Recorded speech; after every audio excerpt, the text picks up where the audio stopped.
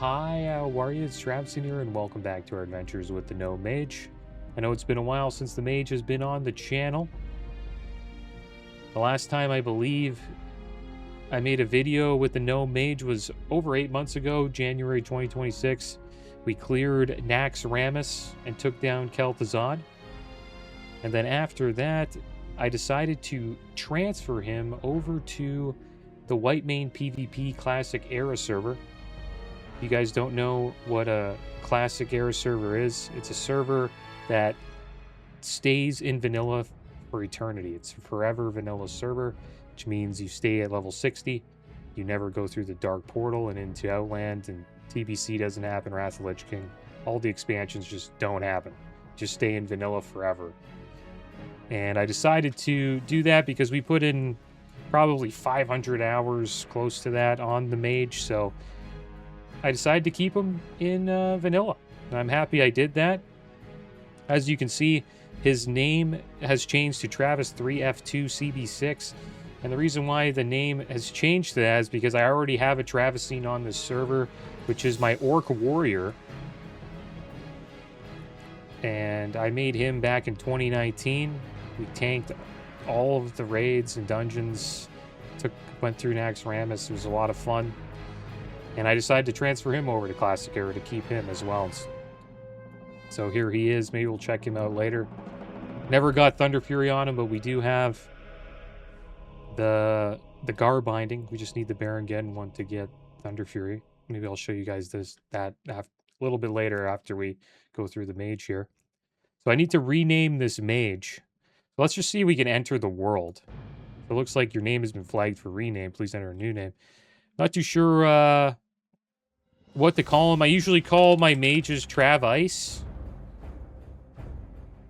I also have a bunch of level 1s here. The reason why I did that is because I was worried that if I made an alliance, brought an alliance character over, because we have a Horde and Alliance on a PvP server, that's kind of not allowed. You're only allowed to have that if you transfer a character over, like I did. So I made a bunch of level 1s just in case I want to level a character up. So that's why these level 1s are here. And it's the only way to have opposite factions, is you have to transfer a character over. Just wanted to let you guys know that. So we'll try Trav Ice. Looks like the name's unavailable. I usually just think of names. We'll try Travmancer. It's like Pyromancer, but with Trav in the beginning. There we go. Travmancer worked. That's the name we got.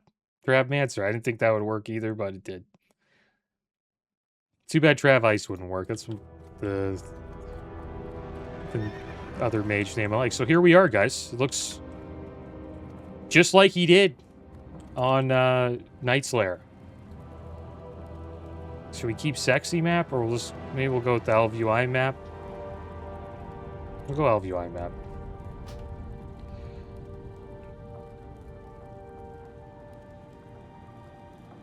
Yeah, we had over 300 episodes for this playthrough. It's one of my favorite playthroughs I did on the channel, was this Mage from level 1 all the way through to Narcissus.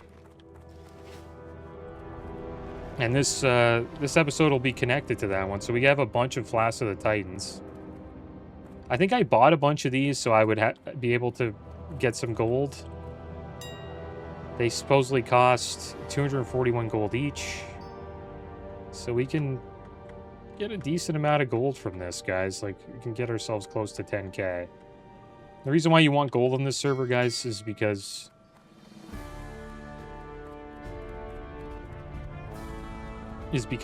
most people do GDKPs. That seems to be the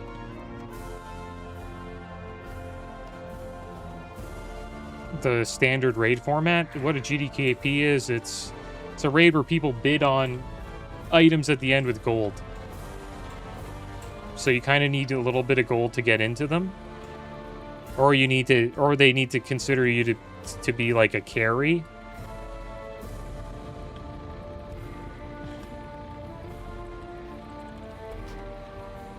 And then you don't have to bring gold, but you don't really bid on items. You're just in the raid to make a little bit of gold. So maybe we'll hop into a few GDKPs on this character. We'll get a little bit of gold up. But that's why I brought a bunch of these Flasks of the Titans over, so we could sell them. And then give ourselves a little bit of bank. What it does is increases the maximum player's health by 1,200 for 2 hours. It's a flask that tanks use, mostly. I think melee DPS use it as well, maybe.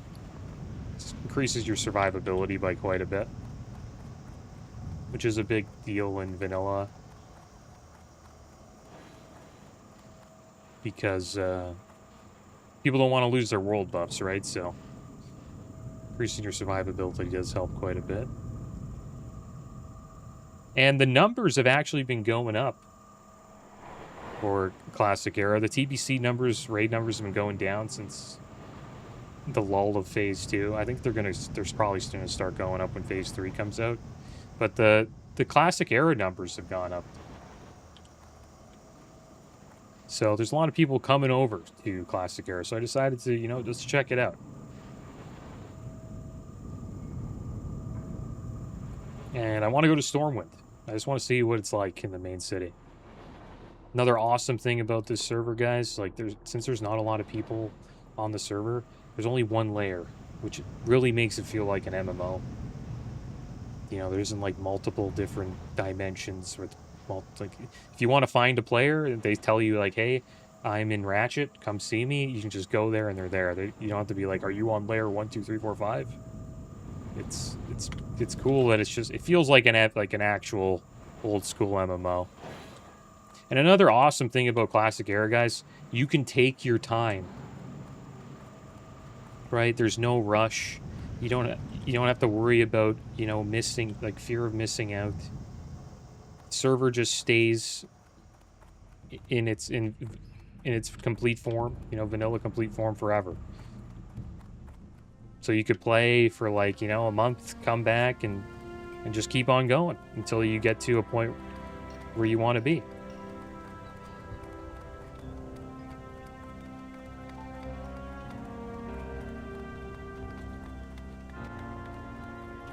Yeah, there we go. MC GDKP open binding. Open binding, wow. Douse 100 gold. You get 100 gold if you douse, need 100 or any DPS. I wonder how much a binding would cost in a GDKP on the server. It'd be awesome to get Thunder Fury finally. That'd be so cool if I could get the Baron Geddon binding.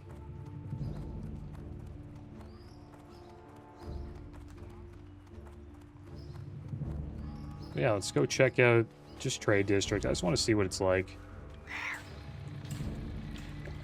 Another cool thing is we get to play Alliance and Horde on this server, which is badass. Get to see what both sides are like. And I could also sort of like swap gold between the characters, my Horde character and Alliance character, through the here's look at a decent amount of people here chilling on Stormwind, man. It's alive here. It's a fun server. The chat's going.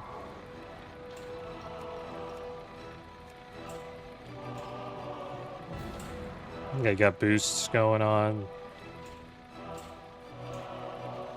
I assume gold buying's a big thing on this server as well.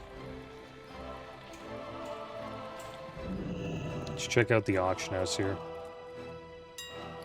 And that just comes with the territory of GDKPs, right? Like, if you want to like level up your character and you don't want to like farm gold to get into a GDKP and slowly get your gear up, yeah, you could just buy gold and get gear, which is pay to win, but I don't know. I guess it is what it is. Flasks of Supreme Power. Let's see how much these are. We would need these actually. 170 gold. Not bad. That's probably what I'll do. I'll sell the Titans ones. They're 219, and then we'll buy a bunch of Flasks of Supreme Power. We have 2 on us right now. And then with whatever leftover gold, hopefully we can have enough to get into a GDKP of our own, and we'll build up our gold stash here and try to get some more loot. I'll show you guys the loot that we have on this character. Here's our loot here. Actually, Narcissus would be a better way to look at it. And yeah, I haven't been on this guy in a long time. Did some pretty good loot on him. Be awesome to get going to an axe again, guys. That would be badass. We also got Mark of the Champion. That was the last item we got. It's a pretty awesome trinket. Increases damage done against undead and demons by up to 85. It's actually not bad to use in TBC as well for Black Temple, because Black Temple's full of demons. That's the reason why I wanted to get it, because I thought I was going to go into TBC with this character, but I decided to reroll as a Warlock. And I'm happy I did, because the Warlock's a lot of fun, and we get to play this mage on this server. And it's great. Like, I don't really have to change many of the add-ons. Yeah, we'll try to get into some raids, guys. We'll do some classic era stuff. And we'll continue our loot journey on the mage. And potentially the warrior as well. I think it would be fun just to check it out. So here's my warrior from 2019. Did a lot of tanking on him. He has, I don't know, I wouldn't say best in slot tank gear, but he has a lot of Nax gear. He doesn't have Thunder Fury, so he's not best in slot. But we have everything else. Like, we have the full Dreadnought stuff too, like Dreadnought legs. There's the Dreadnought helm. We have the Dreadnought chest, I believe, too. The breastplate, like all the Nax tier, the AQ-40 tier as well. Besides the grunts outside, my brothers and I fought at the Battle of Hyjal. And there it is, Binding of the Windseeker, guys. Face us first. There it is. Got that from Gar. Now we just need the Baron Geddon one. It costs 10 Elementium bars to craft Thunder Fury. It's very expensive. This is supposedly 45,000 gold on this server. These 10 Elementium bars. I'm never going to sell them because I have the hopes and dreams of hopefully getting Thunder Fury on. It'd be amazing to get that. I did probably Molten Core over 100 times and never dropped. Ah, they're only 2,000 gold, so not too bad. It's only 20,000. It's actually gone down by quite a bit. But pretty cheap. It's only 20,000 gold, but still a lot of gold. Nonetheless. Yeah, I'm not too sure what my plan would be. I'd have to figure out how much it would cost in a GDKP to potentially bid on the Baron Geddon binding, and then we would have to farm that gold up either on the mage or the warrior, or on both. And then I'll try to like pool as much gold as I can, and then we could get Thunder Fury potentially. That'd be amazing. And the cool thing is, this could take, there's no rush, right? It could just take me, you know, years and years of it ever dropping, but at least we have, we still have the chance to get it. But there we go, guys. I just wanted to show you guys the characters here, and clearly it's alive on the Horde side as well. Like, look at Ogremar, guys, full of people here. They also brought the Dungeon Finder into the game, so you can queue up for Dungeon Finder. Not a lot of people looking for dungeons at the moment. I wonder what leveling is like on this server, guys. I wonder if it's hard to get into groups, or what it's like. Like, do people just go and get boosted by mages, right? Instead of like actually leveling up. Let's just check it out here. Let's check out Ragefire Chasm and just the starting dungeon, see if anybody's looking for groups. There's a decent amount of people here. And you see these other servers with other names connected, like Speaker Box, Thunder Fury, Rigor Forest, Anathema. I think these servers are just connected. But I do recommend playing on Whitemane, because it is it's the classic era server to play on if you're looking for people to raid with. So there we go. It was cool checking that out. we'll see what we do, guys. I'll probably just casually play this server, and I think the goal will be to try to get our gold up to a point where we could potentially afford a binding. And then maybe I'll do like a molten core every week, and we'll just cross our fingers, and hopefully one day we get the binding to get Thunder Fury. But that's going to be the end of today's episode, guys. It's going to be fun, you know, getting the rust off and checking out the warrior and the mage again. And I think it would be a fun thing to play when WoW's when like TBC's in like a down moment, like right now. We're kind of waiting for Black Temple and stuff like that. But yeah, guys, just wanted to show you guys the characters and what we'll be doing on Classic Era. But as always, guys, thanks for watching. Keep your heads up. Later.